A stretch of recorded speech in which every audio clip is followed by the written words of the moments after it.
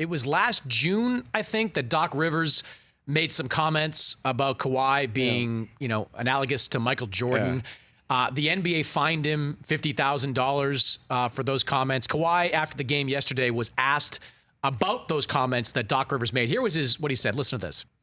Kawhi, I don't know if you heard, but over the summer, Doc compared you to Michael Jordan. That question came up today, and he just mentioned how just the similarities between your game. Have you heard about that comment back in the summer, and what was your reaction to sort of that comparison that you've had?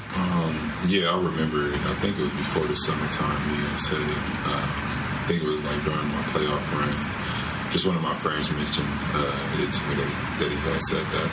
What was your reaction to that? Agree with initially, it? I just ran over it because I was in playoffs, just locked in. But you know what I mean? Just be able to, get recognized for my talents and where I came a long way to where I am now, and it's just showing my hard work is paying off. $50,000, Doc Rivers was fine for that. Best $50,000 ever that's been spent. Steve Ballmer would have paid 20 times that if the end result was what happened Kawhi Leonard, because that clearly resonated with Kawhi Leonard. Listen, he loved what that team provided, and talking to Doc about that is sort of that Steve Ballmer, Jerry West, Doc Rivers. He wanted to play for a coach that he respected, and he respected Doc, and he respects what they were doing with the Clippers. And he wanted to do his own thing. I talked to Kobe about this, and he said, listen, it wasn't a knock on LeBron or the Lakers. He wanted his own team. He wanted to do his own thing. And so, listen, the way he's playing right now and the way, people forget, they still got a top 10 player, Paul George, coming on this team.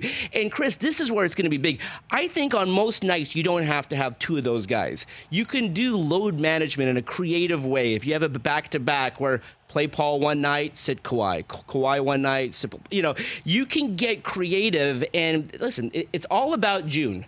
And Toronto proved that. And I'm sorry for the league because they hate to hear it, but the success Toronto had with load management, that's the trend. 60 games for Kawhi last year or something like that. I think the Raptors 17-5 in the games they play without him. So it was good for them to kind of get that type of ability to play without him. But I think it's incredible seeing, I think what Kawhi's going to be able to do once Paul George comes back, the defensive versatility that team is going to have is really something. For more of The Rich Eisen Show, tune to Audience Channel 239 on DirecTV for free on BR Live or download the Rich Eisen Show app.